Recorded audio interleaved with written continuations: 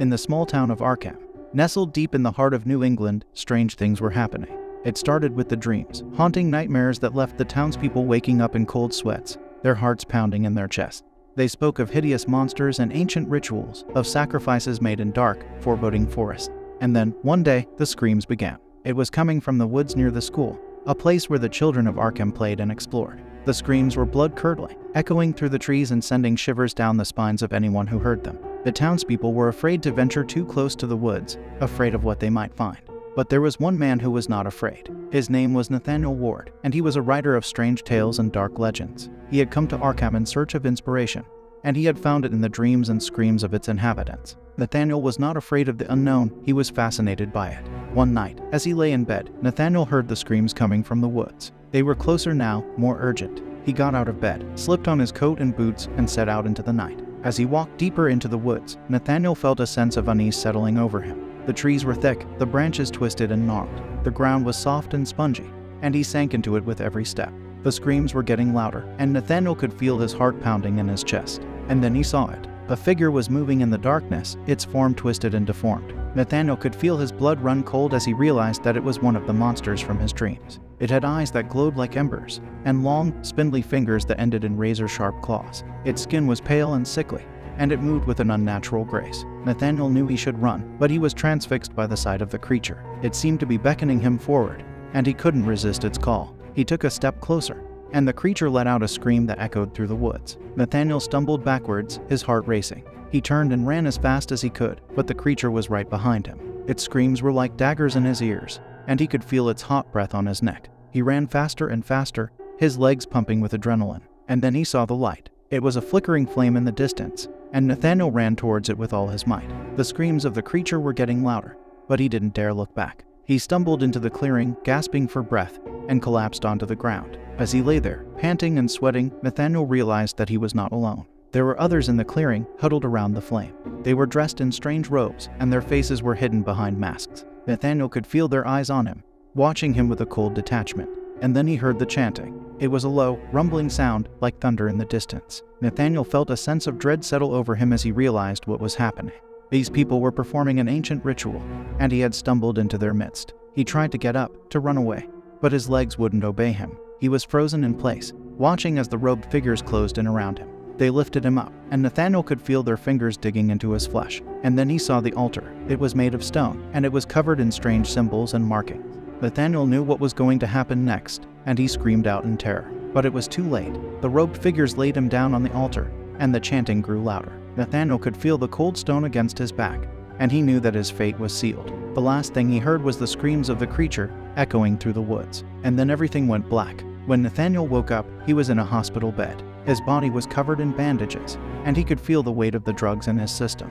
He tried to sit up, but he was too weak. A nurse came in, and Nathaniel asked her what had happened. She looked at him with a sad expression. "You were found in the woods, Mr. Ward. You had been attacked by some kind of animal. You're lucky to be alive." Nathaniel knew better than to tell her the truth. He knew that no one would believe him, that they would think he was crazy. He lay back down on the bed, his mind racing with the horror of what he had seen. As the days passed, Nathaniel tried to forget about the screams in the woods. He tried to convince himself that it had all been a nightmare, that he had imagined the whole thing.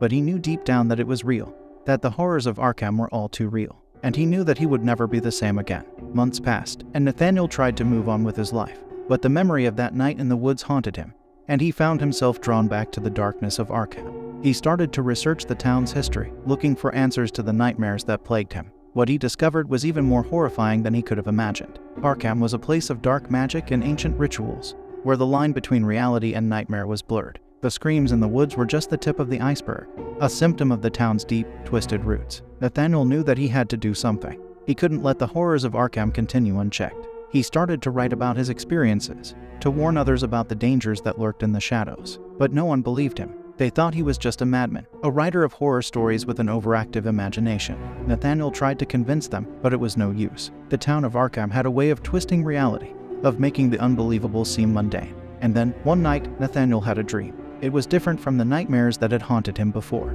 This dream was clear, vivid, and it showed him the way forward. In the dream, Nathaniel saw a book. It was ancient, bound in leather, and it was covered in strange symbols and markings. He knew that this book was the key to unlocking the secrets of Arkham, to understanding the horrors that lay beneath the surface. Nathaniel woke up with a start, his heart pounding in his chest. He knew what he had to do. He had to find that book, no matter what it took.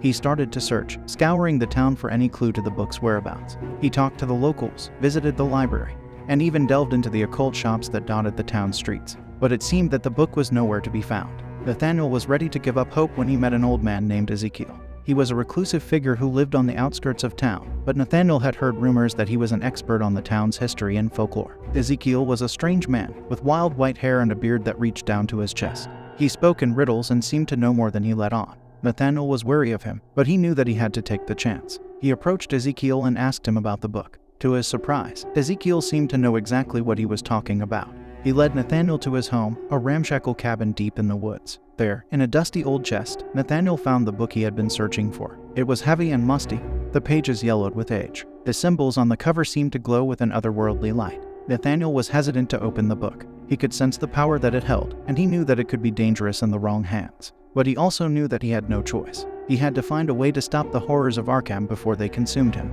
He flipped through the pages, scanning the strange text that filled them. As he read, he felt a chill run down his spine. The book was filled with dark magic, spells and rituals that promised to unlock the secrets of the universe. Nathaniel knew that he had to be careful. He couldn't let the power of the book consume him, but he also knew that he had to use it to stop the horrors of Arkham.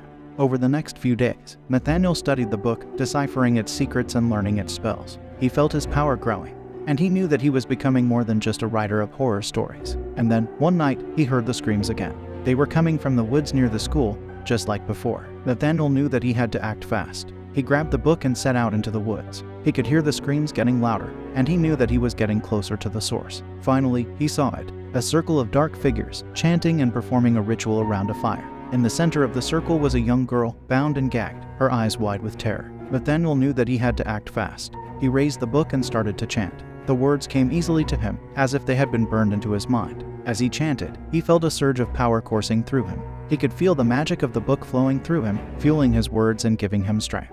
The figures turned to face him, their eyes glowing with malevolent energy. But Nathaniel stood firm. He knew that he had the power to stop them. And then, with a blinding flash of light, the circle was broken. The figures scattered, their screams echoing through the night. The girl was safe, and Nathaniel knew that this was the end of everything.